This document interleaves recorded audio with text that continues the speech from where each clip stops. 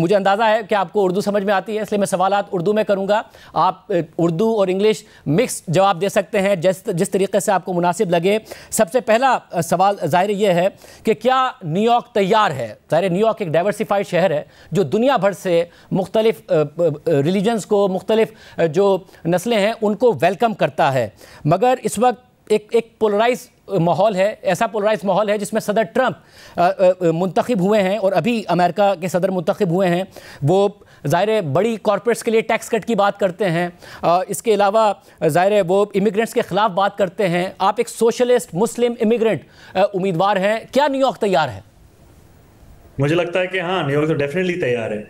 और the conversations that I have had with New Yorkers, ये पूरा शहर में अक्रॉस द 5 boroughs, मैं यही सुनता हूं कि this is the most expensive city in the United States. और इतना मुश्किल बना है for working class New Yorkers to actually be able to afford this city. और ये पूरा campaign it's focused on affordability, on making this city affordable, on freezing the rent, on making buses fast and free, on delivering universal child care. और जब भी मैं लोगों के साथ बात करता हूँ इस कैंपेन के बारे में, and the focus of it, they see their own struggles in this, क्योंकि more and more New Yorkers are being priced out of this city, they're being pushed out of this city, and they are ready for a new generation of leadership. And they know that Muslims are just like every other New Yorker. We want and deserve the same things, equality and respect. And ultimately, it's time to show that this city's politics can look more like the city itself. मतलब और जब हम बाहर से देखते हैं तो ज़ाहिर ऐसा लगता है कि जो दुनिया भर में, ख़ासतौर पर वेस्ट में, जो राइट विंग पॉलिटिक्स है it is on the rise, और शायद लोगों के लिए इतना वेलकमिंग एटीट्यूड नहीं होगा। बट जब आप वोटर्स के पास गए हैं तो आपको क्या बड़ा वेलकमिंग एटीट्यूड मिला, बहुत एक वेलकमिंग रवैया मिला कि एक मुस्लिम इमिग्रेंट जो है वो मेयर बन सकता है न्यूयॉर्क का? जी, बात यह है कि जब भी आप न्यूयॉर्कर्स के साथ बात करो तो then it's a very different conversation. It's one that is about the issues in their lives. जब भी आप ये कॉर्पोरेट पैक्स और ये बिलियनियर्स के साथ बात करो, then what you'll hear is their focus on trying to divide New Yorkers. क्योंकि अभी 7 दिन बाकी हैं ये इलेक्शन में, और मैं और Andrew Como, we are in a single digit race, and his campaign is receiving millions of dollars from Republican billionaires, and they're using that money to design mailers that artificially lengthen my beard, that darken my beard, that ask New Yorkers to be afraid of me. And there are candidates that describe me as a monster. They describe me as being at the gates. This is the language of Islamophobia. You've had an elected official, Issi Sher mein, calling for me to be an American citizen and a leading candidate for mayor. So when these things happen, you understand that they are attempts to divide New Yorkers. But जब भी आप actually New Yorkers के साथ बात करो, then you will hear that they are hungry for a new generation of leadership. And what they understand is that being a good Muslim is just being a good person. It means providing help to those who need it and harming no one. And ultimately, that's how I was raised, to understand my place in this world and my responsibility as to how to make it a better one. और जो Andrew कोमो है वो साबिक governor हैं, scandals का ज़रूर शिकार रहे, मगर जो रीसेंट डिबेट है, आपने अपना जो मार्जिन है 40% था, उनके साथ मुसलसल एक छोटी सी कैंपेन में मुख्तसर अरसे में उसको नैरो डाउन किया है। एक पोल में तो आप भी लीड करते हुए नज़र आ रहे हैं, बट जो मोस्ट रीसेंट डिबेट थी उसमें उन्होंने आपको अटैक किया इस बात पर कि आप यंग हैं, आप इनएक्सपीरियंस्ड हैं, जिस सीट के लिए आप लड़ रहे हैं एक बहुत ही कॉम्प्लिकेटेड शहर है, दुनिया का सबसे इम्पॉर्टेंट शहर है, वहाँ पर 33 साल का एक इनएक्सपीरियंस नौजवान उस शहर को नहीं चला सकता। तो आप कैसे ये साबित करेंगे कि like people should vote for you and not for experience? मैं न्यूयॉर्कर्स को पूछता हूँ कि इस टाइम में do they have the answer for what kind of experience we need? Because I look at Andrew Cuomo's experience and I see him having the experience of having cut Medicaid funding, of having stolen hundreds of millions of dollars from our public transit system, of having hounded the more than dozen women who have credibly accused him of sexual harassment, of claiming to fight for working people but giving his rich tax donors a tax break. And ultimately, that's the kind of experience that brought us to this point of an affordability crisis. And that's what I said to Andrew Cuomo, that those are the experiences I do not have. I do not have the experience of resigning in disgrace because I'm not Andrew Cuomo. My experience is fighting for working class New Yorkers and delivering for them. And one of the first fights that I fought was for the thousands of working class taxi drivers, many of whom are Desi, about 40% of whom come from India, Pakistan, Bangladesh, and they had been betrayed by this city. And I fought alongside thousands of them for many months, and we secured $450 million in debt relief for those drivers.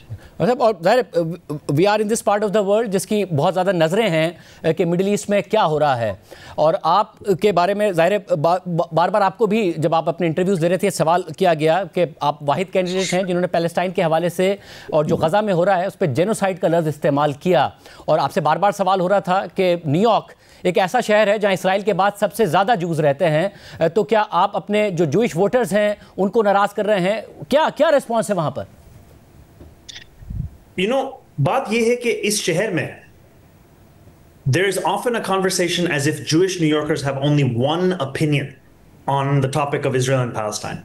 And what I've found, in fact, as a candidate in second place with Jewish New Yorkers, is that there is a wide diversity of opinion on this topic, and also an ability to understand that we may not agree on the question of the policies of the Israeli government, but that our disagreement is still rooted in the same shared humanity.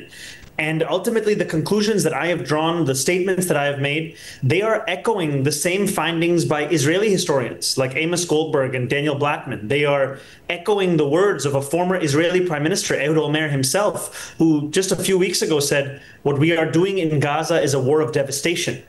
It is limitless, indiscriminate, criminal, and cruel killing of civilians." This is the language that so many New Yorkers are not only hearing, but are sharing as their own analysis of what is happening. And I think there is an inability to understand that our campaign's success is not despite Jewish voters. It is in fact because of Jewish voters that our campaign has built that support and brought Jewish New Yorkers and Muslim New Yorkers and New Yorkers from all backgrounds together, as we're now on the precipice of toppling a political dynasty. मतलब और Benjamin Netanyahu के खिलाफ Israel के अंदर भी protest हुए जब वो गज़ा के अंदर ये सब कर रहे थे। आप ये कह रहे हैं कि जब आप नेतन्याहू के खिलाफ इतनी सख्त लाइन लेते हैं तो ऐसा नहीं है कि जो न्यूयॉर्क में जूस मौजूद हैं वो सब आपके खिलाफ हो जाते हैं, ऐसी लोग मौजूद हैं जो इस पूरा का पूरा जो कुछ गज़ा में हुआ या खित्ते में हो रहा है उसके हामी नहीं हैं, वो अग्री करते हैं आपकी बात से? जी। अच्छा, मुझे साथ में भी बताइएगा कि ज़ाहिर एक बहुत बड़ी पाकिस्तानी कम्युनिटी भी है, फिर बहुत बड़ी इंडियन कम्युनिटी भी है, आप सबसे वोट की बात कर रहे हैं, इंडियन डायस्पोरा है, बट आपने नरेंद्र मोदी पर भी अभी पिछले दिनों तनकीद की जो गुजरात में मुसलमानों के साथ हुआ उस हवाले से, और आपने कहा आपका कोई वेलकम नहीं करेंगे अगर आप मेयर हुए और वो आते हैं, तो वहाँ कोई नाराज़गी का सामना आपको नहीं करना पड़ा? बात ये है कि जब भी लोगों मुझे पूछते हैं कि what do I think about Netanyahu या मोदी, जो भी सवाल होए, my answer will always come from my belief in universal human rights. And my critique of Prime Minister Modi has been the way in which he has sought to divide Indians and often erase the place of Indian Muslims in the country of India.